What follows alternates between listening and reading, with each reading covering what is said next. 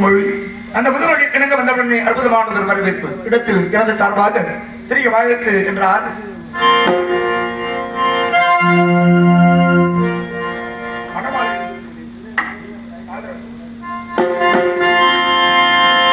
மனவாடையும் மஞ்சளும் சூடி புது கோலத்தில் நீ வரும் நேரம்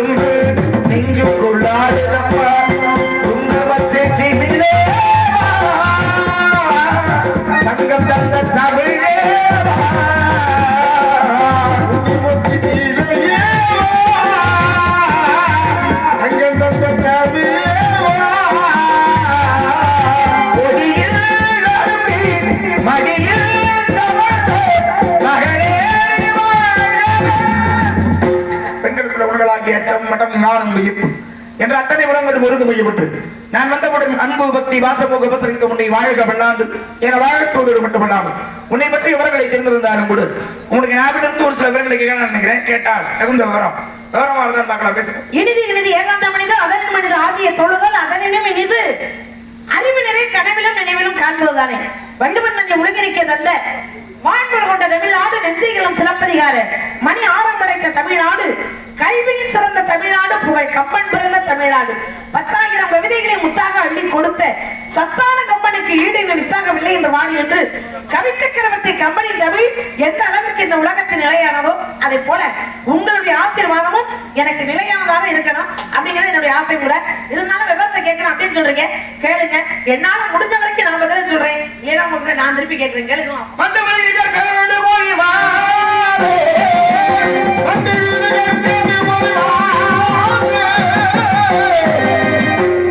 Yeah.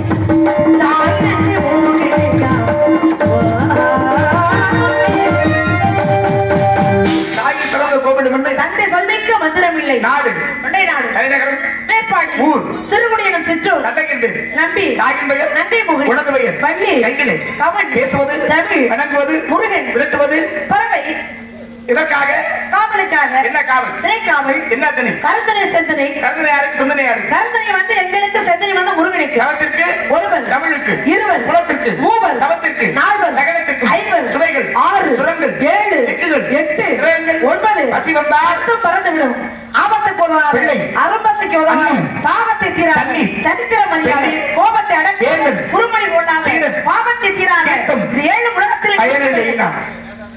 4 பேர் போன பாதையில போகணும், 4 பேர் மெச்ச வாழணும். 4 பேர் போன பாதை என்ன? 4 பேர் யாருமா? 4 பேர் யாரு? யாரு? அப்பர் சுந்தரர் திருஞான சம்பந்தர் மாணிக்கவாசகர். அப்பர் சுந்தரர் திருஞான சம்பந்தர் மாணிக்கவாசகர். 4 பேர் போன பாதை என்ன பாதை? என்ன பாதை அப்படின்னா சைவ பாதை. சைவ சமய குறவர்கள் அவர்கள் 4 பேர் இல்லையா? ஆமா. 4 பேர் யார் வணங்குறாங்க? எல்லாமே சிவனை வணங்குறாங்க. நீங்க யார் வணங்குறீங்க? நான் முருகனை வணங்குறேன். சிவனை கும்பிடுறவங்க நெத்தியில திருநீர் பூசிருந்தாங்க. நீங்க என்ன பூசிருக்கீங்க? ஏங்க முருகன் யாரு? யாரு? சிவபெருமானின் நெற்றிக்கண்ணிலிருந்து தோன்றியவர் தானே. ஆமா. அவருடைய வர அம்சம் தானே அவரு. சிவனுடைய பிள்ளை அவரு. ஆமா. அதனால அவர் நெற்றியில திருநீர் அவர் நெற்றியில இந்த பசுபதி வாசம் என்று சொல்லக்கூடிய திருநீர் பட்டையே அவரே அணிஞ்சிருக்காரு. அவரை கும்பிட நாங்களும் அணிஞ்சிருக்கோம். திருநீருக்கு என்ன பெருமை? எது? திருநீருக்கு என்ன பெருமைன்னு சாதாரணமா சொல்லிட முடியுமா? முடியாது. அப்படி சொல்லிவிட முடியாது. முடிசார்ந்த மன்னராகினும் இறுதியிலே ஒரு பிடி சாம்பலுக்கு சமம் அப்படிங்கறத உணர்த்த வேண்டும் என்பதற்காக தான் இறைவனை நெற்றியிலே திருநீர் பூசிருக்கு. அதாவது கோயிலுக்குள்ள இருக்கிற வரைக்கும் தான் திருநீர். ஆமா. அப்பன் வீட்டு கட்டுத்தரையும் கவி பாடும்னு சொன்னாங்க. சொன்னாங்க அப்பன் வீட்டு கட்டுத்தரை உயிரற்றது, அது கவி பாடுமா? இந்த கட்டுத்தரையிலாம் உயிரற்ற கட்டுத்தறியெல்லாம் ஜோலாகிற பொம்பளை கம்பன் வீட்டு கட்டுத்தறி அப்படின்னு கம்பன் வீட்டு கட்டுத்தரையும் கவிபாடும். அந்த பொம்பளை பிள்ளையே கவிபாடுமா?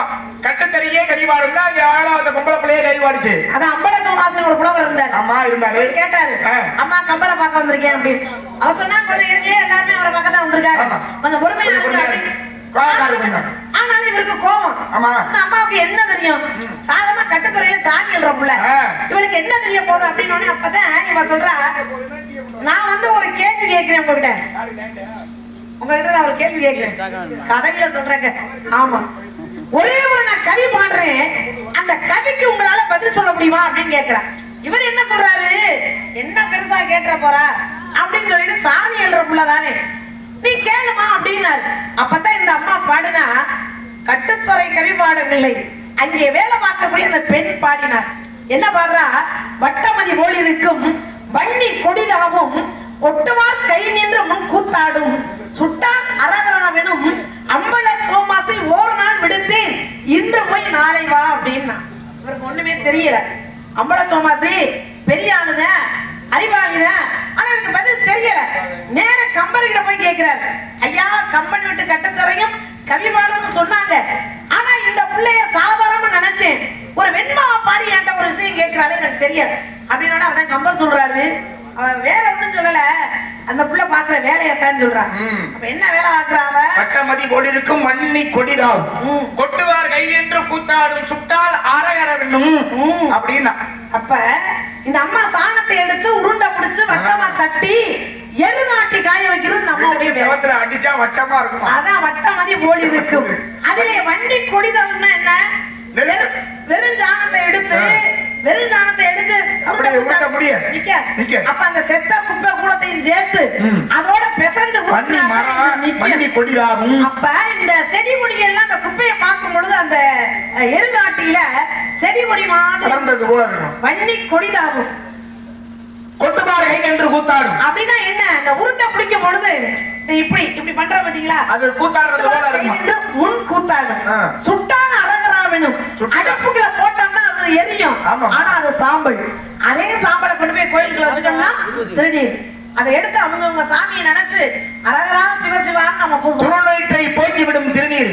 திருநீர் சாதாரண பெருமையா இருக்கு. மந்திரமாவது நீர், வானவர் மேலது நீர், சுந்தரமாவது நீர், துதிக்கப்படுவது நீர், தந்திரமாவது நீர், சமயத்தில் உள்ளது நீர், செந்துவர் வாயுமை பங்கன் திரு ஆரவாயான் திருநீர் ஏடு திருநீற்ற வச்சு அன்றைக்கு வெப்ப நோயை போக்க வச்சாரு ஞான சம்பந்த பெருமான். திருநீரிட்டார் யார் கெட்ட, சிவனை மறந்தார் யார் வாழ்ந்தார் அப்படின்னு சொல்லுவாங்க. திருநீரிட்டு கெட்டு போனவன் யாரும் கிடையாது, சிவனை மறந்து வாழ்ந்தவர் யாருமே கிடையாது அப்படின்னு திருநீருக்கு மிகப்பெரிய பெருமை இருக்கு. இதுக்கெல்லாம் திருநீட்டுக்கு தலைவன் தான் யார சொல்லுவா? சிவனை தான் சொல்லுவான், சிவபெருமான் தான் சொல்லுவான். வேற தானே சொல்றான். ஜாதிக்கு மண்டபம் இல்லாத அநாத நாயகனாக காட்சி அளிப்பவர். தாய்வரை மகன் மறந்தாலும் பிள்ளை பிறம் தாய் மறந்தாலும் உச்சதேகத்தை உயிர் மறந்தாலும் கட்ட நெஞ்சகம் கலை மறந்தாலும் கண்ணென்றமிக்க மறந்தாலும் நற்றவத்துடன் நமசிவாயத்தை நான் மறவேனே அப்படின்னு பாடுறாரு. சொல்றாங்க. ஆமா. அப்ப இறைவன் மிகப்பெரியவர். ஒரு ஆலயத்துக்கு போறோம் வைங்க, ஒவ்வொரு ஆலயத்துக்கும் ஒவ்வொரு விதமான பெருமை இருக்கு. கண்டிப்பா ஒவ்வொரு இடத்துலயும் ஒரு பெருமை. பிறக்க முக்தி, இறக்க முக்தி, வாழ முக்தி, தரிசிக்க முக்தி, நிலைக்க முக்தி அப்படின்னு 5 விதமான ஸ்தலம். நிலம், நீர், நெருப்பு, காற்று, ஆகாயம் அப்படின்னு 5 விதமான. இது எல்லாம் யாருக்கு இருக்கு? சிவபெருமானுக்கு தான் உண்டு. நெய்த்தாலே முக்தி தரக்கூடிய ஆலயம்னா திருவண்ணாமலையா? இங்க இருந்து நினைச்சாலே போதுமா? திருவண்ணாமலையை நினைச்சோம்னாலே முக்தி கிடைக்குமா? சரி, அதெல்லாம் ஒரு பக்கம் இருக்குன்னா, இப்ப நம்ம திருவண்ணாமலை ஆலயத்துக்கே போறோம் வைங்க, உள்ள போறோம் வைங்க, ஒருத்தர் இருப்பார். உங்களுக்கு கேள்விகளுடைய துணி புரியணும்ல எல்லாருக்கும். இப்ப நம்ம போறோம், கேள்வி கேட்க புரியலா? ஆமா. இவ்வளவு நேரம் விவரம் கேட்டீங்க. ஆமா, விவரத்துக்கு நான் பதில் சொன்னேன். இப்ப ஏன் கேள்வி கேட்க கூடாது? என்ன கேட்கறதுக்கு முன்னாடி கொஞ்சம் யோசிச்சுக்க. என்ன யோசிக்கணும்? இந்த பிள்ளைக்கு நம்ம கேட்டோம்னா அந்த பிள்ளைய திருப்பி கேட்குமேன்னு யோசிச்சுக்கங்க. பாருங்க, ஏன்னா தெக்கி அடிக்கிற வார்த்தை எப்பதான் திரும்ப அடிக்கும். எப்படி அடிச்சாலும் அதை பத்தி கவலைப்பட வேண்டியா? நாளைக்கே வரும் ஞாயிறு இருந்தீங்களா? செவ்வா வந்தாலும் பிரச்சனை இல்லை. நீங்க நான் பயப்படுறேன். கேட்டா பதில சொல்ல போறீங்க, பதில் கேட்கற கேள்வி பதில் சொல்றதா உங்க வேலை. சரி, இந்த மாதிரி அதிகமா பேசக்கூடாது. எனக்கு சுத்தமா என்ன அதிகமா என்ன மிரட்டுறீங்களா? சரியா? இல்ல மிரட்டுறீங்களா? என்ன அதிகமா இருமா வரேன். இந்த இடத்துல என்ன வேலை தெரியுமா? பேசக்கூடாது. நான் கேட்கறேன், நீ பதில் சொல்ற, அதுதான் உங்க வேலை. அத்தோட பேசாம வாயை பத்திட்டு ஓரமா நிக்கணும். சித்தம் நான் கேட்பேன், என்ன திமுறா? சித்தம் போக்கு சிவன் போக்கு சத்தம் போட்டு பேசினா நமக்கு மட்டும்தான் செல்வாக்கு அப்படின்னு நினைக்கிறீங்க. அந்தமில்லாத அவைக்கு வரக்கூடாது, சந்தமில்லாத சபைக்கு வரக்கூடாது. எனக்கு அந்தத்திலையும் குறைச்சல் இல்ல, சந்தத்திலையும் குறைச்சல் இல்ல. குறைச்சலா இருக்கு. நீங்க கேட்டா பதில் சொல்லுமா? குறைச்சல் இல்ல. அதை விட்டு நானும் கேட்பேன். சவடா பேசுறியா? நான் கேட்க கூடாது. என்ன கேக்குறேன்? நீ பாருங்க, முதல்ல நீங்க இப்படித்தான் பண்ணணும் அப்படித்தான் பண்ண கேக்குறதுக்கு தலை மட்டும் தான் ஆட்டணும். ஆமா, எனக்கு சட்டம் நான் வைக்கிறதும் சட்டம். என் சட்டத்துக்கு அடிபணிஞ்சு போறதா உங்க வேலை. நீங்க வைக்கிற சட்டமா இருந்தா அது உங்க வீட்டுல போய் நீங்க வச்சுக்கங்க. இது எங்க இடம், அதுதான் பெருமை. எங்க இடத்துல நீங்க வந்து வைக்க முடியாது. அது இல்ல பெருமை. தான் இடத்துல தானே சட்டம் போட்டுக்கிட்டு சட்டம் வச்சு தன்னை தனது சொந்தக்காரர்கள் அப்படி கிடையாது. அடுத்தவருடைய இடத்துக்கு சென்று அங்க சட்டம் போட்டு அந்த சட்டத்தின் கீழே உங்களை மாதிரி ஆண்கள் எல்லாம் கீழே வைக்கிறது இருக்குல்ல, அதுதான் பெரிய மதியாதான் முற்று மதித்தொருதான் சென்று மிதியாமை கோடி பெறும். உன்னீர் உண்ணி என்று உபசரியா தன்மனைக்கு உண்ணாமை கோடி பெறும்னு பாடினா தெரியுதுல்ல? எனக்கு தெரியும். அப்ப எங்க இடத்துக்கு வந்திருக்கீங்களா? நாங்க மதிச்சாதானே நீங்க பேசணும். ஆமா, அப்ப நாங்க மதிக்கலைன்னா என்ன பண்றது? மதிக்கலைன்னா என்ன? மதிக்காத வீட்டுல பச்சை தண்ணி குடிக்காம இருக்குது 1 கோடிக்கு சமம் சொல்றாங்க. பரமாத்மா இருக்கார்ல, மதிக்காம நினைச்ச துரியோதனன் என்ன பண்ணா, அவைகளுக்காக பாண்டவர்களுக்காக வருகிறார் தூது. வருகின்றவருக்கு ஒரு அரியணை கூட கூடாது, ஏன்னா அவர் ஒரு தூதுவர் அப்படின்னு நினைச்சிட்டாங்க. அரியணை கொடுக்காம இருந்தான். ஆனா என்ன பண்ணாரு தெரியுமா? காலியுடைய கட்டவரல கீழே வச்சு அழுத்தினாரு. மேல அரியணையில உட்கார்ந்து கீழே வந்து காலில் விழுந்தான். அப்ப பாருங்க, பெரியவரை மதிக்கும் தன்மை எல்லாருக்கும் வேணும். அதுக்காக நீங்க மதிக்கலாம் நான் சொல்ல வரல. என்ன கேட்கணும் அதுக்கு பதில் சொல்லுங்க போது. அதுக்கப்புறம் நீங்க என்ன வேணாலும் பேசுறீங்க. கேளுங்க. இப்ப ஒரு மோதி பார்ப்போம். ஒரு ஆலயத்துக்குள்ள போறோமா? இப்ப நம்ம ஐயாவோட கோயிலுக்குள்ளே போறோம் வைங்களேன். உள்ள போய் பார்த்தோம்னா மூலவராக யார் இருப்பா? ஒருத்தர் இருப்பாரு. அவர் தான் ஐயா. ஒரு அம்மனுடைய ஆலயத்துக்கு போனாலும் சரி அப்படியா, ஒரு சிவனுடைய ஆலயத்துக்கு போனாலும் அப்படித்தான். ஏன் இங்க சுத்த ஒரு சோமனுடைய கோயிலுக்கு போனோம்னாலும் அப்படித்தான். சரிங்களா? மிகப்பெரிய தலமான திருவண்ணாமலையாவே இருக்கட்டுமே, இந்த திருவண்ணாமலைக்கு உள்ள போனோம்னா மூலவராக அண்ணாமலையார் இருப்பாரு. அங்கே அம்பாள் உண்ணாமலை தாயாராக இருப்பார். சரிங்களா? இதுதான் வழக்கம். ஆனா ஒரு ஊர்ல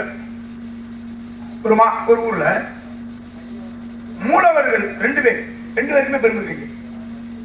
பின்னாடி வேற இருக்கிறது அதெல்லாம் கிடையாது. ஒரே ஒரு சிவாலயம், ஒரு கோயிலுக்குள்ள ஒரு சிவலிங்கம் தான் இருக்கும். 2 சிவலிங்கம் இருக்கு ஒரு ஊர்ல இருக்கு. ரொம்ப பெருமை மிகுந்த ஆலயம். அந்த ஆலயம் ஏன் உருவாச்சு, எப்படி உருவாச்சுன்றதுக்கு ஒரு மிகப்பெரிய விளக்கமே இருக்கு. எந்த ஊர்ல அப்படி 2 சிவலிங்கம் இருக்கு? புத்திய காமிக்கிறீங்க.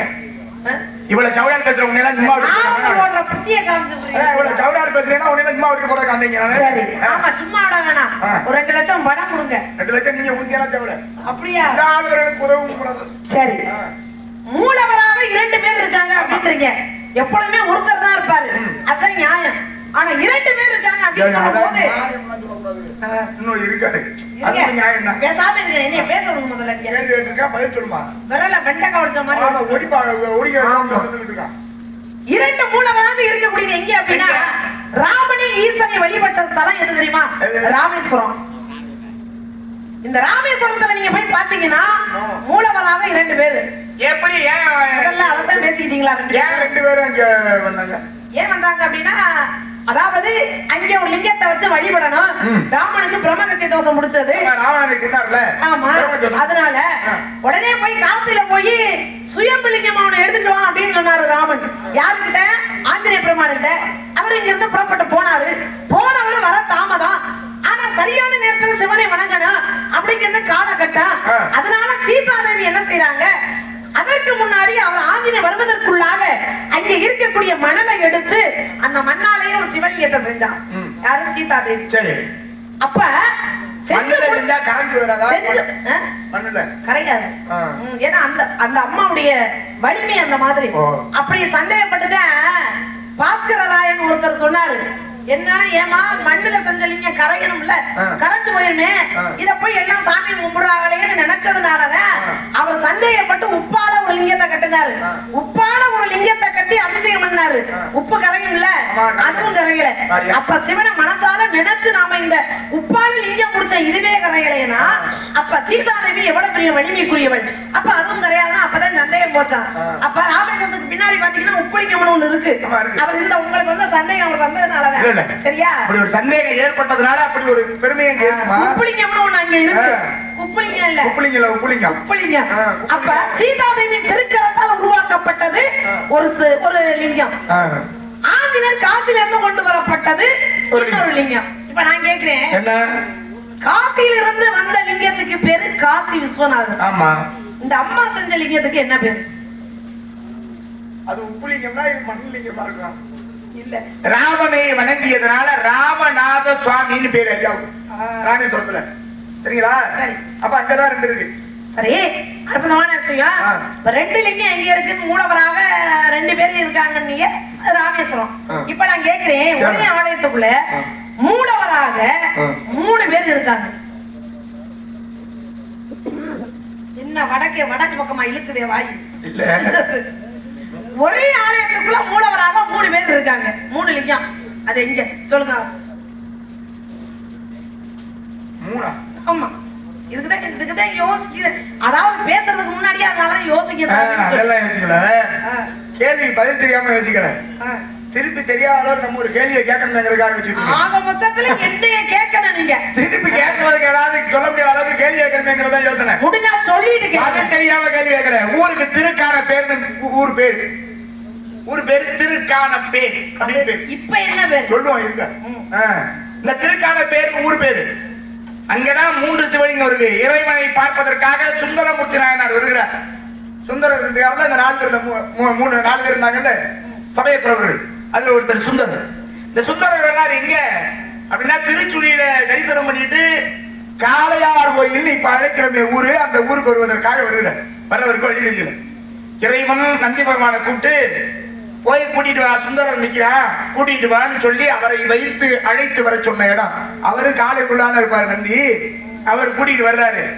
வந்தவருக்கு சிவபெருமான் காளையின் மீது காட்சி கொடுத்தார். அதனாலதான் ஐயாவுக்கு அந்த ஊருக்கு காளையார் கோயில்னு பேரு. இந்த காளையார் கோயில போய் தரிசனம் பண்ணோம்னா மூலவர் ஒரு பிரகாரத்துக்குள்ள 3 விக்கிரகங்கள் இருக்கும். அங்கதான் 3 சிவலிங்கங்கள் ஒரே ஆலயத்துக்குள்ள இருக்கு. இந்த ஊர்ல காளையார் கோயில் திருக்கால பேர் முன்னாடி பேரு. இப்ப ஊருக்கு காளையார் கோயில் பேரு. சிவபெருமானே காளை உருவில் காட்சி கொடுத்ததுனால காளையார் கோயில். அற்புதமான விஷயம். சரி, எதிரியாக இருந்தாலும் உண்மையை சொன்னா கண்டிப்பா ஒத்துக்கிறீங்களா? கண்டிப்பா. சரி, 3 அங்க இருக்கு, 5 இங்க இருக்கு. என்ன 5 இங்க இருக்கு? என்னப்பா காளையார் கோயில் நிறைய இருக்காது. புரியுதா உங்களுக்கு? 3 பேருமே ஒரு ஆலயம். உதாரணம் உங்களுக்கு எப்படி சொல்றது? இப்ப இந்த கோயில் இருக்குல்ல, ஐயனார் இருக்காருல்ல, இருக்காரா? ஐயனார் ஒருத்தர் தான் இருக்கு. இங்க வேற ஒரு சாமி இருக்கு, பக்கத்துல வேற ஒரு சாமி இருக்கு. ஆனா ஒரே சிவலிங்கம் ஒரு கோயில். இந்த கேள்வியை புரிஞ்சுக்கணும் எப்படிங்கிறது. சிவலிங்கம் தான் இருக்கு, கோயில் இல்லாம ஒண்ணுதானே இருக்கணும். இப்ப 2 கைலாசனார் கோயில் போயிருக்கீங்களா? நெடுமுடி கைலாசநாதர் போனா அங்கே ஒரு ஒரு ஒரு சிலை தான் இருக்கும், ஒரு விக்கிரகம் தான் இருப்பாரு ஐயா, ஒரு லிங்கம் தான் இருக்கும். அதே மாதிரி ஆலயத்தை கட்டி வச்சிருக்க மாட்டாங்க, பிரதியாக வேற ஒண்ணு பின்னாடி இருக்கிறது, அது வேற. ஒரு ஆலயம்னா ஒரு சிவலிங்கம் தான் அதுக்குள்ள இருக்கும். ஆனா ராமேஸ்வரத்துல ரெண்டு இருக்கும், ரெண்டுக்குமே பெருமை. காசுல இருந்து கொண்டு வந்தது ஒண்ணு, அவர் வணங்கினது. அதே மாதிரி தான் காளையா இருக்க வேண்டிய 3 இருக்கும். இப்ப 3 இருக்கிறதுக்கு நான் பதில் சொல்லிட்டேன். நம்ம இப்ப என்ன சொல்லுவாங்கன்னா 5 சிவலிங்கம் எங்க இருக்குன்னு சொல்லுவாங்க. அது சிவனுடைய சொல்லுங்க. என்ன 2 ஊடுது உடனே நீங்க மட்டும் கூட்டி கேட்கலாம், நான் கேட்கக்கூடாதா? சரி, 5 லிங்கம் வந்து இருக்கு அப்படின்னா அது வந்து திருச்செந்தூர். திருச்செந்தூர் முருகன் கோயிலமா என்ன கதை இருக்கியா, ஏமாத்த பாக்குறியா, ஏதாவது சொல்லிட்டு போலாம் பாக்குறியா? திருச்செந்தூர் யாருடைய ஆலயம்? திருச்செந்தூர் முருகன் கோயில் தானே. இந்த பூச்சுத்திர வேலையெல்லாம் நடக்க கூட வெளியம்மை யாரு? நீங்க பொண்டையில பூச்சுத்தி இருக்கீங்க அப்படின்ற இதுல பேசாதீங்க. காலையெல்லாம் பூச்சுத்தினா வாங்கி போறாள் இல்ல. முருகனுடைய 2வது மனை வீடு திருச்செந்தூர். அங்க இருக்குனா இல்லடா. 2வது மனை வீடு முருகனுடைய ஆலயம் தான், இல்லைன்னு சொல்லல. ஆனால் அங்க முதலில் யாருக்கு ஆராதனை அபிஷேகம்னா சிவனுக்கு தான், 2வது தான் முருகனுக்கு. அது முருகனுடைய ஆலயம் தான், இல்லைன்னு சொல்லல. ஏன் முதலில் சிவலிங்கத்துக்கு அபிஷேகம் அப்படின்னா அங்கே வேற யாருமே கிடையாது. முருகப்பெருமானே அங்கே ஒரு பூஜா மூர்த்தியாக மாறி என்ன செய்யறாரு, தன்னுடைய தந்தையை முதல்ல வணங்குறாரு. அங்க 5 லிங்கம் இருக்கு. அந்த இடத்துக்குள்ள வந்து இப்ப எல்லாரும் இப்ப போறதுக்கு பார்க்கலாம், கொஞ்சம் இல்லையான்றது தெரியல. கூட்டம் அதிகமாயிடுச்சுமா, பயங்கர கூட்டம் ஆயிடுச்சு, அதனால பார்க்க முடியல. 5 லிங்கம் வரிசையா இருக்கு. பஞ்சலிங்க வழிபாடு செய்த திருச்செந்தூர்ல 5 லிங்கம் வரிசையா இருக்கு. அந்த லிங்கத்துக்கு முதலில் முருகப்பெருமானே பூஜா மூர்த்தியாக மாறி அவரை வணங்கிய பிறகுதான் இவர் சூர சம்ஹாரமே ஆரம்பிப்பார். சூர சம்ஹார விழா இருக்கு பாத்தீங்களா, அப்ப சிவனை வணங்கிய பிறகுதான் சூர சம்ஹாரத்தை ஆரம்பிப்பாரு. அதனாலதான் அங்க முதல்ல சிவபெருமானுக்கு முதல்ல அவருக்கு அபிஷேகம் அங்கேதான். ஆமா, திருச்செந்தூர்ங்கிறது அதனால அங்க 5 லிங்கம் இருக்கு. திருச்செந்தூர்ங்கிறது முதல்ல ஆலயமா அப்படின்னா இப்ப இன்னைக்கு இருக்கிற கோயில் இருக்குல்ல, இந்த கோயில் ஏன் கட்டினாங்கன்னா, இப்படி ஒரு இடத்தை ஏன் உருவாக்குனாங்கன்னா, முருகப்பெருமானுடைய படை சேகரங்கள் எல்லாம் தங்குவதற்காக கட்டின இடம் தான் அது. முதல்ல அதுக்காக தான் வியாழ பகவான் கட்டினாரு, தங்குறதுக்காக கட்டின இடம். வியாழ பகவான் அங்கே வந்து முருகனை வேண்டி அவருடைய வருகைக்காக காத்திருக்கிறார். அப்ப வியாழ பகவான் கட்டினதுதான் எது அப்படின்னா திருச்செந்தூர். தேவலோகத்திலிருந்து பிரகஸ்பதினு சொல்லுவோம் நம்ம. அவர் இந்த வியாழ பகவான் குரு, அவர் தான் குரு. அவர் வணங்கி அவர் தான் கோயிலை கட்டுறாரு. எந்த ஊர்ல? திருச்செந்தூர்ல. இப்ப கோயில் எப்படி அங்க முருகன் எப்படி குடிகொண்டார் அப்படின்னா, அதாவது அழிக்கிறாரு சூரபத்மனை. சூரபத்மனை அழித்த முருகன் அவருக்கு பிரம்மகத்தி தோஷம் பிடிச்சிச்சு. உயிர் வதை செய்தால் பிரம்மகத்தி தோஷம் பிடிக்குமா? அப்ப தெய்வத்துக்கு பிரம்மகத்தி தோஷம் பிடிச்சது. அப்ப பஞ்சலிங்க வழிபாடு செய்தார். அந்த வழிபாடு செய்த கோலத்தோடு திரும்பியதுதான் இன்றைக்கு திருச்செந்தூர் ஆலயமா. அவருக்கு ஜெயந்திநாதர்னு ஒரு பேரு. ஏன் பேரு? சூரபத்மனை வதம் செய்து ஜெயிச்சாரு. வெற்றி. ஜெயம்னா வெற்றி. ஜெயம்னாலே வெற்றி. ஜெயந்திநாதர் அப்படின்னு ஒரு பேர். அதனாலதான் வந்த வினையும் வருகின்ற வல்வினையும் கந்தன் என்று சொல்ல கலங்குமே செந்தில் நகர் சேவகா சேவகா என்று ஒவ்வொருக்கு தேவ வராதே வினைகள். அதாவது முருகனுடைய ஆலயம்னாலே பெருமைக்குரியது. ஆனாலும் இந்த திருச்செந்தூர் முருகன் கோயில் இருக்கு பாருங்க, ரொம்ப ரொம்ப பெருமைக்குரியது. ஆறுபடை வீட்டையும் முக்கியமா சொல்றாங்க. ஒவ்வொரு இடத்துலயும் முருகனை போய் வணங்கினா ஒண்ணு கிடைக்கும். இன்னைக்கு பாருங்க ஒண்ணு கிடைக்கும். ஆனா திருச்செந்தூருக்கு போனா எல்லாமே கிடைக்கும், சகலமும் கிடைக்கும். அது உண்மைதான். பௌர்ணமி அன்று, அது எந்த மாசமா கூட இருக்கணும், பௌர்ணமி அன்று அங்கே போய் அந்த கடற்கரைக்கு முன்னாடி நாம படுத்திருந்தோம்னு வைங்கள, அப்ப வந்து அந்த பௌர்ணமி நிலவோட அந்த ஒளி பிம்பம் வந்து நம்ம உடம்புல பதியுமா. அப்படி பதியும் பொழுது எந்த நோய் இருந்தாலும் மனசளவுல கஷ்டம் இருந்தாலும் உடனே அது போயிடும் அப்படின்னு சொல்றாங்க. கண்டிப்பா நீங்க போய் பாருங்க. அதேதாமா சொல்றாரு. ஒரு பௌர்ணமி அன்று நீங்க போய் படுத்திருந்து எந்திரிச்சு வாங்க, கண்டிப்பா உங்களுடைய மன மாற்றம் உங்களுக்கே தெரியும். இது சத்தியமான உண்மை. ஆமா. அதனால எப்ப இங்க வந்த வினையும் சரி வருகின்ற வல்வினையும் சரி, ஆமா, இனிமே கந்தன்னு சொன்னா கலங்குவான் அப்படின்னு சொன்னாங்க. பெருமை நிற்க விஷயம். சரி, அதெல்லாம் இருக்கட்டும், அதெல்லாம் இருக்கட்டும். உங்களுக்கு வேற நிர்வாகம் 5 லிங்கம் எங்க இருக்கு நீங்க கேட்டீங்க. நான் வேற விஷயம் கேட்கலாம் இருக்கேன். சக்கியம்மை இருங்க இருங்க நிர்வாகம் இருங்க. அப்ப ஒன்று கேட்க போறேன். நான் இப்ப நான் இங்க இருங்க. இவர் ஒரு ஆலயத்தை பத்தி பேசுறீங்களா? இருங்க சாமி, இருங்க சாமி. முதல்ல அவர் கேட்டாருல, நான் சொன்னேன் இல்ல, அப்புறம் என்ன கேட்க விடணுமா இல்லையா? கேட்கலாமா? யாரு? ஒரே ஆலயத்துக்குள்ள 108 லிங்கம் எங்க இருக்கு? 108 லிங்கம்லாம் நேரம் ஆச்சோ இனிமே நீங்க கட்டினா தான் நேரம் 108 லிங்கம் எங்க கட்டினத பாதுகாத்தா போதும் முதல்ல 108 லிங்கம் ஒரு ஆளு கட்ட வேணா இருக்கு எந்த ஊர்லமா ஏன்னா இல்லைன்னு சொல்லுங்க தெரியலன்னு சொல்லுங்க தெரியலன்னு சொல்லுங்க இங்க இருங்க சாமி என்ன சத்தியம் பண்ணுங்க இல்லைன்னு இருக்கு சொல்லுங்க இருக்கா சோழ நாட்டுல இருக்கு எந்த ஊர்ல தெரியுமா எந்த மாவட்டம் சுவாமி மலைக்கு பக்கத்துல மாவட்டம் தஞ்சாவூர்மா தஞ்சாவூர்ல இருந்து கும்பகோணம் போற வழியில பாபநாசம்னு ஒரு ஊர் இருக்கு இந்த பாபநாசங்கிற ஊர்ல தான் 108 சிவலிங்கம் ஒரே ஆலயத்துக்குள்ள இருக்கு யாரால கட்டப்பட்டதுன்னா செங்கச்சோழ சக்கரவர்த்தியா கட்டப்பட்டது சரியா பதில் சொன்னது சரியா சரிதானே ஒரு சிவாலயம் என்னென்ன இருக்கு தெரியுமா இப்ப எல்லாரும் கொஞ்சம் கவனிங்க தயவு செஞ்சு பேசுற விஷயத்துல கொஞ்சமாவது ஆலயங்களை பத்தி தெரிஞ்சுக்கலாம் தப்பு இல்லை ஒரு சிவாலயம்னா என்னென்னலாம் இருக்குன்னா கோயிலுக்குள்ள முதல் நுழையும் பொழுது கொடிமரம் ஒரு சிவாலயத்துக்கு கொடிமரத்தை தாண்டினா பலிபீடம் இருக்கும் பலிபீடம்னு ஏன் பேர் தெரியுமா நம்ம மனசுல இருக்கிற வன்மம் ஆணவம் பொறாமை இந்த குணங்களை எல்லாம் பலியிட்டு செல்லும் இடம் அதனாலதான் பலிபீடம்னு பேரு பலிபீடம் இருக்கும் தாண்டோம்னா நந்தி பகவான் இருப்பார் உள்ள சிவலிங்கம் இருக்கும் அம்பாள் தனி விக்கிரகமா இருப்பான் இப்படி சகலமும் நிறைந்ததுதான் ஒரு சிவாலயமா இருக்கும் சரிங்களா என்னென்ன இருக்கும் கொடிமரம் இருக்கும் பலிபீடம் இருக்கும் நந்தி இருப்பாரு சிவலிங்கம் இருக்கும் அம்பாள் இருப்பான் இப்படி அம்பாள் விக்கிரகமா இருக்கும் இப்படி எல்லாம் இருக்கிறதால ஒரு சிவன் கோயில் ஒரு சிவாலயம் இப்படி எதுவுமே இல்லமா ஆனா அது ஒரு சிவாலயம் அப்படி இல்ல எதுவுமே இல்லாம ஒரு சிவனுடைய ஆலயம்னு சொல்ல முடியாது இந்த ஒரு ஆடர்ல சிவலிங்கம் இல்லையா சிவலிங்கம் இல்லையா ஆடர்ல சிவலிங்கம் இருக்கா இல்லையா கோயில் இருமா கோயிலுக்குள்ள போய் சாமி கும்பிட்டுருக்கோம் ஆவடர்கள் போய் நம்ம ஒரு பக்கத்து ஊர் தானே ஆவடர்களுக்குள்ள போறோம்ல ஆவடர்கள் உள்ள போய் பார்க்கும்போது சிவலிங்கம் இருக்கா இல்லையா நான் சிவலிங்கமும் இல்லைன்னு இந்த மாட்ட கேள்வி சிவலிங்கம் இருக்கா இல்லையா சிவலிங்கம் இல்லையா ஆவடர்கள்ல அப்புறம் எதை பார்த்து கும்பிடுவோம்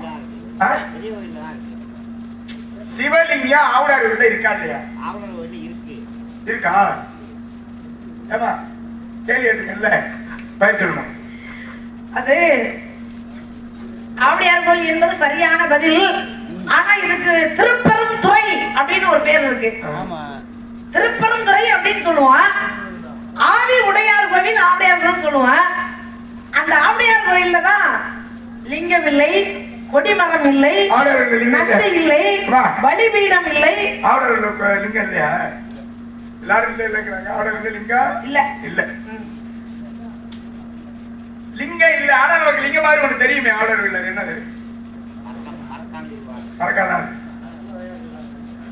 லிங்கம் இல்ல அது மரக்கம் ஒரு மரக்கால பார்த்து வச்சு லிங்கம் மாதிரி ஏன்னா இறைவன் இல்ல இருக்காரு அதனாலதான் ஐயாவுக்கு ஆத்மாநாத சுவாமியின் பேரு ஆத்மானா என்ன உருவமற்றது ஆத்மாக்கு உருவம் இருக்கா இல்ல அதனாலதான் ஐயாவுக்கு ஆத்மாநாத சுவாமி அம்பாளுக்கு யோகாம்பாள்னு பேரு அவருக்கு நெய்வேத்தியம் என்ன அப்படின்னா புழுங்கரிசிய சாதமா வடிச்சு புழுங்கரிசின்னு ஒரு அதை மட்டும் குறிப்பிட்டு சொல்றீங்களா எல்லா இடத்துலயுமே பச்சரிசி தான் நம்ம இறைவனுக்கு அவிச்சல்ல நெய்வேத்தியமா எந்த ஆலயத்திலயுமே படைக்க மாட்டாங்க ஆமா கோயில்ல ஒரு நெய்வேத்தியம் படைக்கிறோம்னா அது அவிச்சல் நல்லா இருக்காது பச்சரிசி தான் இருக்கும் ஆனால் அதுக்கு மாற்றாக ஆவுடார் கோயில்ல தான் புழுங்கரிசி நல்லா அவிச்சு பக்குவப்படுத்தி அரைச்சு அந்த புழுங்கரிசியில சாதம் வடிச்சு இலையில எல்லாம் போட மாட்டாங்க அங்க ஒரு கல் இருக்கும் அந்த கல்லை கழுவி விட்டு அதுல இந்த சாதத்தை பற்றி அப்படியே பரப்பி அதுல இருந்து வரக்கூடிய ஆவி இருக்கு பாத்தீங்களா இந்த ஆவியை மட்டுமே ஒரு நைவேத்தியமாக எடுத்துக்கொள்வாராம் அதுதான் ஆவி உடையார் கோவில் ஆவடையார் கோவில் அகத்திக்கீரை தெரியுமாமா தெரியும் அகத்திக்கீரையை பொதுவா எதுக்கு பயன்படுத்துவாங்க எதுக்கு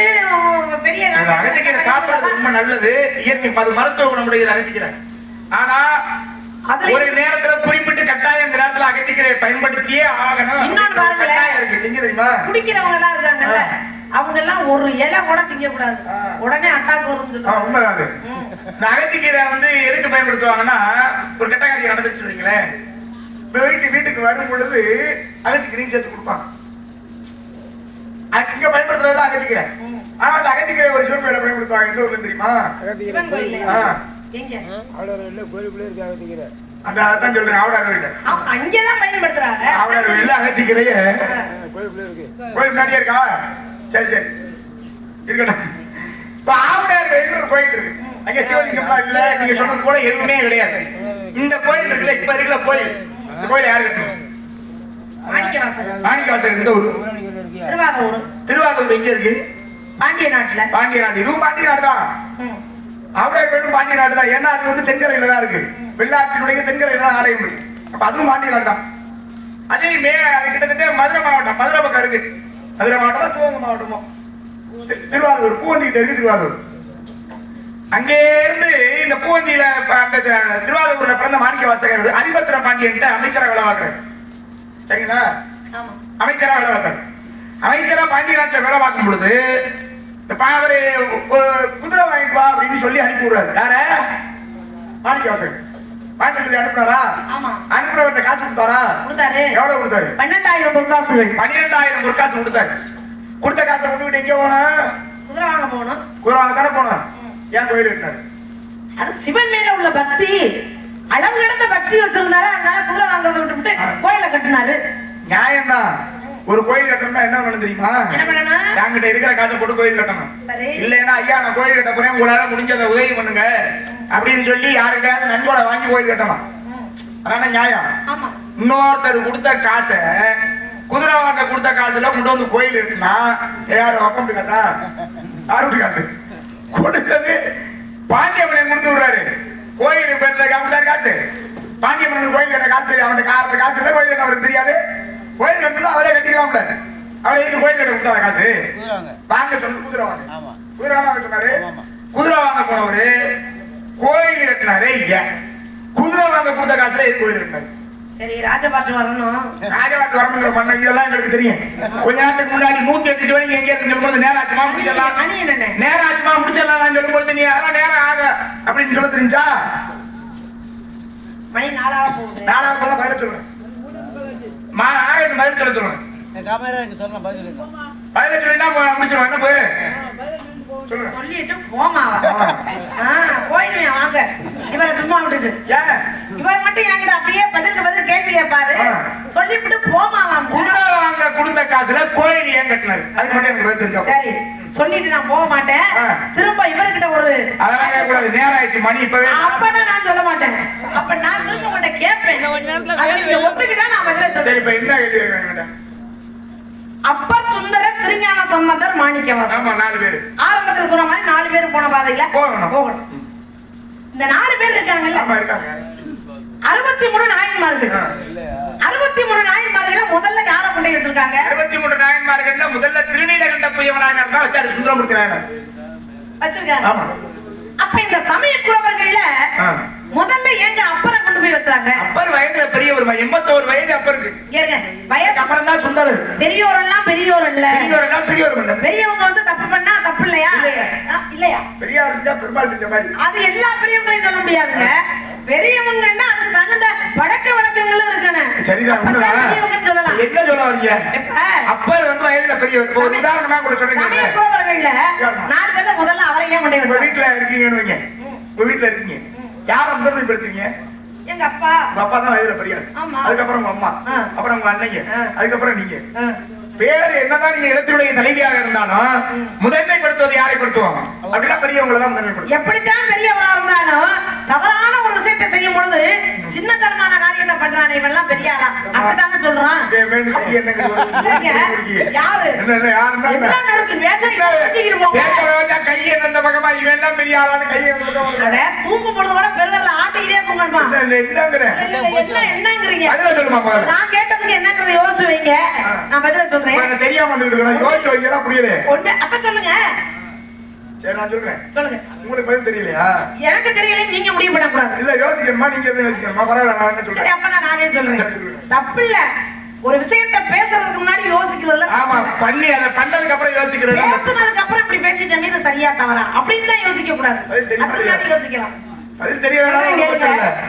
சாமி ஏதோ கூட நான் திமிரா பேசிட்டேன், பேசுனது தப்புதான், மன்னிச்சுக்கங்க. இனிமே நான் அப்படிலாம் பேச மாட்டேங்கன்னா நான் ஒண்ணு அப்படியெல்லாம் மேடையில உங்களை காட்டி கொடுத்து அசிங்கப்படுத்தி பேர் வாங்குற என்ன எனக்கு ஒரு துளியும் கிடையாதுமா. நான் அப்படி யாரும் கிடையாது. 3/4 மணி போனதுக்கு அப்புறம் அக்கான்னு சொன்னா நான் ஒருத்தன். நான் வந்து பொதுவாவே அப்படி நினைக்கிறாள். பிரச்சனை எவ்வளவு பெருசா கொண்டாந்து விட்டு என்ன இந்த வருமா இனிமே வந்து தெரியலன்னு ஒரு வார்த்தை நான் சொல்றேன். எல்லாம் தெரிஞ்சவங்க யாருமே இல்ல. எல்லாம் எல்லாருக்கும் தெரியுமா? மேடையில தெரியாதவங்களும் கூட வரலாம். இப்ப நான் கேட்ட கேள்வி கூட பதில் தெரியல. இருந்தாலும் நான் உன்னை அசிங்கப்படுத்தணுங்கிறது என்னோட எண்ணம் உண்மையாவே இல்லை. அடடா, அப்படி கிடையாது. நான் நல்லா எடுங்க நேரு. அப்படியாவது உண்மையாவே நான் இல்ல. இங்க பாருங்க, நான் ஒரு கேள்வி கேட்டேன் பாத்தீங்களா? ஆமா, கேட்டியே. அது நீங்க சொன்ன மாதிரி தெரிஞ்சிருக்கலாம். இந்த கலைவாணி இன்னும் படிச்சுட்டு இருக்கா. கற்றது கைமண் அளவு எனக்கு தெரியும். எனக்கு தெரியும். எனக்கு தெரியும். எனக்கு தெரியும். சரி, ஒருவேளை எனக்கு தெரியுமா? சரி, அப்ப சொல்லுங்க நீங்க முதல்ல. நீ சொல்லுமா பையல. 3ஆம் நூற்றாண்டு 3ஆம் நூற்றாண்டுல ஒரு சித்தர் என்ன செய்யறாரு? வானத்தை நோக்கி பறந்து போய்கிட்டு இருக்காரு. சித்தர்களுக்கு பறக்கக்கூடிய தன்மை எப்ப வரும் தெரியுமா? குளிகை அப்படிங்கிற மூலிகை அவங்க கையில இருக்கும் பொழுது அவங்களுக்கு பறக்கக்கூடிய தன்மை வரும். அப்ப அந்த மூலிகையோட பறந்து போறாரு. போகும் பொழுது பாருங்க, இந்த மூலிகை வந்து தவறி கீழே விழுகுது. கீழே விழுகும் பொழுது அது எங்க போய் விழுந்துச்சு தெரியுமா? உப்பரிகையிலே ஒரு மன்னன் 3ஆம் நூற்றாண்டுல, நான் சொல்றது இப்ப இல்ல, ஒரு மன்னன் வந்து உப்பரிகைன்னா அது வந்து என்னது மாடின்னு சொல்லுவோம். நம்ம அதுல அப்படி இயற்கையை ரசிச்சுக்கிட்டு இருக்காரு. அவர் கால்கிட்ட போய் விழுக வடக்குன்னு அந்த மன்னன் கையில எடுத்துட்டாரு. எடுத்த உடனே நேர சித்தர் கீழே இறங்கிட்டாரு. இறங்கி கேட்கிறாரு, மன்னா அந்த குளிகை என்னுடையது, அதை ஏன்ட்ட நீங்க கொடுங்க. என்னகிட்ட கொடுத்தா பல இடங்களுக்கு போய் பல விஷயங்களை கண்டுபிடிக்க எனக்கு உதவியா இருக்கு, என்கிட்ட கொடுங்கன்னு சொல்றாரு. அப்ப இவர் என்ன சொல்றாரு? இந்த குளிகையை நான் உங்கள்கிட்ட தரணும் அப்படின்னா, இந்த மூலிகையை உங்கள்கிட்ட நான் தரணும் அப்படின்னா, நான் நினைச்ச இடத்துக்கு நீங்க கூட்டிட்டு போக முடியுமான்னு கேட்கிறாரு. எங்க நீங்க போகணும் சொல்லுங்கன்னு சொல்லும் போது, நான் கைலங்கிரிக்கு சென்று அங்க இருக்கக்கூடிய சிவனை வழிபடணும்னு எனக்கு ஆசை, உங்களால கூட்டிட்டு போக முடியுமான்னு கேட்கிறாரு. இவருக்கு தான் பறக்கக்கூடிய தன்மை இருக்கே, தாராளமா கூட்டிட்டு போறேன், தயாராகுங்கன்றாரு. உடனே அந்த மன்னன் செங்கோலோட புறப்படுறாரு. செங்கோலோட கைலங்கிரிக்கு சென்று அங்க இருக்கக்கூடிய சிவனை வழிபடுறாங்க. செங்கோலோட அப்படின்னா அங்க கைலங்கிரி எப்படி இருக்கு? இங்க மாதிரி மண்ணும் தூசி குப்பை கூட எதுவும் இல்ல, ஒரே தங்கம். எந்த பக்கம் திரும்பினாலும் தக தக தகன்னு அப்படி ஒரு பளிச்சுன்னு கண்ணெல்லாம் பூசுது, பார்க்க முடியல. அப்படி ஒரு இடத்துல போய் என்ன பண்றாரு? சிவனை வணங்கணும்னு போய் கால் வச்சுட்டாரு. கால் வச்சா கையில செங்கோல் இருக்கு, இந்த செங்கோலை கையில வச்சுட்டு வணங்க முடியாது அப்படின்னு சொல்லி பக்கத்துல ஒரு மலை, அந்த மலையில இந்த செங்கோலை ஊன்றாரு. ஊண்டி வச்சுட்டு சிவனை வழிபடுறாரு. இவர் நினைச்ச மாதிரி எல்லாம் முடிச்சுட்டு திரும்ப கீழே வரணுமா இல்லையா? அப்ப அந்த செங்கோலை போய் எடுக்கிறார். செங்கோலை எடுக்கும் பொழுது எந்த அளவுக்கு அந்த செங்கோல் அந்த தங்க மலையில பதிந்ததோ அந்த அளவுக்கு தங்கம் ஒட்டி இருக்கு. இப்பதான் நீங்க நல்லா கவனிக்கணும். இந்த செங்கோல் எந்த அளவுக்கு அந்த மலையில பதிஞ்சதோ அந்த அளவுக்கு தங்கம் சுத்தி அந்த செங்கோல்ல ஒட்டி இருக்கு. இவர் என்ன செய்யணும்?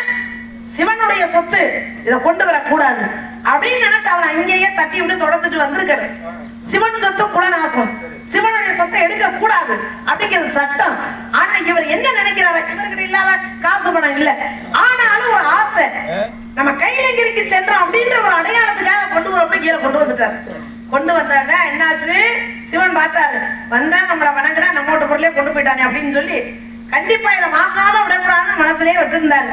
அப்ப மறுபிறவிகளே அந்த சித்தரை கூட்டிட்டு போனார் பத்தியா கைலங்கிரிக்கு, அந்த சித்தர் தான் மாணிக்க வாசகரா பிறக்கிறார். ஏன்? அவர் தானே கூட்டிட்டு போனாரு. வச்சவன் தான் எடுக்கணும், வழி தெரிஞ்சவன் தான் நடக்கணும். அப்ப இந்த சித்தராக இருக்கக்கூடிய இவரு மாணிக்க வாசகராக பிறந்த உடனே அவர்கிட்ட அமைச்சரா போறாரு. ஏன்? இவ்வளவு பேர் இருக்கும் பொழுது யாரும் போயிருக்கலாமே, ஏன் இவர் மட்டும் மாணிக்க வாசகரா பிறந்து அங்க போறாரு அப்படின்னா இவரை வச்சுதான் வசூல் பண்ண முடிவு பண்ணிட்டாரு. அப்பதான் அமைச்சரா இருக்கும் பொழுது 12,000 பொற்காசலை கொடுத்து குதிரை வாங்க பாண்டுறாரு. அவரும் குதிரை வாங்க வர்றாரு. வர்ற வழியில ஏன் சரியா 12,000 பொற்காசை கொடுத்தாரு தெரியுமா? இருந்த மதிப்பினுடைய அந்த தங்கத்தினுடைய அளவிற்கு நிகராக மேலிருந்து கொண்டு வரப்பட்ட தங்கத்தின் மதிப்பு 12,000 பொற்காசு. வட்டி போட்டு கணக்கு போட்டு 12,000 பொற்காசை கொடுத்தாரு. அந்த காசை கொண்டு வந்தாரு. இதுக்கு இடையில சிவன் குறுக்கிட்டு அதை வாங்குறதுக்காக காட்சி கொடுக்கிறாரு. காட்சி கொடுத்த உடனே இவர் வந்து மாணிக்க வாசகர் ரொம்ப பக்தி சிறந்தவரா, சிவனை பார்த்த உடனே பாண்டிய மன்னனை மறந்தாரு. கடைசியில என்னாச்சு? தூர வாங்க மறந்தார், எல்லாத்தையும் மறந்து அப்படியே சிவனை சுத்தி சுத்தி வர்றாரு. ஒரு பைத்தியக்கார மாதிரி அழுகிறாரு. பைத்தியக்காரனை போல நான் என்ன செய்வேன், இப்படி வந்துட்டியப்பா, உனக்கு நான் என்ன கைமாறு செய்ய போறேன் அப்படின்ற அந்த பக்தியின் மிகுதியாகத்தான் அந்த 12,000 பொற்காசல் வச்சு கோயில கட்டினார். அது யார் வீட்டு காசு? என்ன தெரியும்? சிவனுடைய காசு. அவர் பட்ட கடன், அந்த கடனுக்காகத்தான் கோயில கட்டினார். இதுல இருந்து என்ன தெரிஞ்சுக்கணும்? நம்ம என்ன தெரியுது? சிவன் காசு எப்பயா இருந்தாலும் அவருக்கு சேர்ந்துடும். கண்டிப்பா அவருடைய பணத்தை யாரு எப்ப எடுத்தாலும் சரி, கட்டாயம் சாமிட்டு காசு சாமிகிட்ட போய் சேர்ந்து ஏதோ ஒரு வழியில அவருக்கே அது போய் சேர்ந்துடும் அப்படிங்கறதா இங்க என்ன. சரிமா இருக்கட்டும். சரி, அப்புறம் ஏன் முதல்ல வச்சாங்க? அப்புறம் ஏன் முதல்ல வச்சாங்கன்னா, அப்பர் என்கிறவரு முன்பாக அவருடைய முற்பிறவி என்னன்னா பாக்கீச முனிவர்னு பேரு. அவரு இந்த வாக்கீசர் என்ன பண்ணுவார்னா கைலாயத்திலே அமர்ந்து இன்னொருமும் சிவயோக நிஷ்டையிலே பஞ்சாட்சரத்தை நாவல் நமசிவாய நமசிவாயங்கிற அந்த நாமத்தை வாயிட்டு சொல்லிட்டே இருக்கிறது அவருடைய வேலை. அப்ப ராமாயண காலகட்டத்திலே ராவணன் போய் என்ன பண்ணான்னா கைலாய மலையை அசைச்சிட்டு தூக்கிட்டேன். கோபம் வந்துருச்சு சிவனுக்கு. என்னுடைய பக்தன் நான் பார்த்து வரங்களை கொடுத்தவன் நீ என்னுடைய மலையை தூக்குறான்னா உனக்கு எவ்வளவு திமிரு அப்படின்னு சொல்லி காலினுடைய கட்டவெல்லாம் கீழே வச்சு அழுத்துற. ராவணனுடைய கை இடையில மாட்டிடுச்சு. வழியில துடிக்கிறான், தாங்க முடியல. வழி தாங்க முடியாம துடிச்சுக்கிட்டே அலற ஆரம்பிச்சால.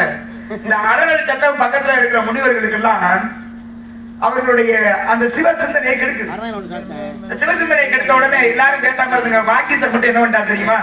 ஏன்னா ஜவானா நல்லா பாடுவிய இறைவனை நினைத்த சாமகானம் பாடு அப்படின்னு ராவணன் சாமகானம் பாடினா பாடியதுனால இறைவன் காலை எடுத்தாரு. இசையில் மறந்து காலை எடுத்தாரு, கை எடுத்துக்கிட்டாங்க. பாருங்க எதுக்கு சாபம் தெரியுமா வாக்கீசருக்கு? கைலாய மலையை தூக்குனது அவன் செய்த மிகப்பெரிய தவறு. அவன் செய்த தவறுக்குரிய தண்டனை தான் கை இடையில மாட்டிக்கிட்டு வழியில துடிச்சது. ஆனால் ஒரு தவறு செய்தவனுக்கு அதிலிருந்து தப்பிப்பதற்கு ஒரு உபாயத்தை, ஒரு வழியை நீ சொன்ன. யார் சொன்னது? வாக்கீசர் சொன்னார். சொன்ன காரணத்தினால நீ சிவனை மறந்து பூலோகத்திலே பிறக்க கடவுள் சாபம். அந்த சாபத்தின் பொருட்டு பூலோகத்துல பிறந்துட்டாரு. பிறந்ததுல இருந்து சமண சமயத்திலே இருக்கிறாரு. ஒரு குறிப்பிட்ட காலம் வந்த பிறகு வயோதிக பருவம் வந்ததுக்கு அப்புறம் தான் சிவசிந்தனைகளே மறுபடியும் முழுகிறார். அப்பதான் பாருங்க அவர் கொடுத்த சாபமாக வாக்கீசராக இருக்கும் பொழுது பெற்ற சாபம், பெற்ற சாபத்தினால இங்க நாவுக்கரச பெருமானாக பிறந்தார். அவருக்கு மறுநீக்கியார்னு ஒரு பேர் உண்டு. நாவுக்கரசராக பிறந்தார் இங்கே புலகத்துல. இதுல ஏன் அவரை முதலானவரை வச்சாங்கன்னா அவர் எந்நேரமும் சிவநாமத்தை சொல்லிக் கொண்டே இருப்பது அவருடைய வேலை. அப்ப அந்த மூவரில் முதலானவர் அவர், நால்வரில் முதலானவர். அப்ப முன்னாடி வாக்கீசர் முனிவராக இருந்தவர். அதனால அவரை முதலானவராக வச்சாங்க. சரியா? எதுக்காக வந்திருக்கீங்க? காவலுக்காக வந்திருக்கேன். காவலுக்கு பண்ண உங்களுக்கு கல்யாணம் பண்ணி வைக்கலாம்னு நினைக்கிறேன். காவலுக்கு வந்தா கல்யாணம் பண்ணணும்ன்ற அவசியம் இல்லையே. கட்டிக்கங்க, நல்லா இருக்கீங்க. அதான்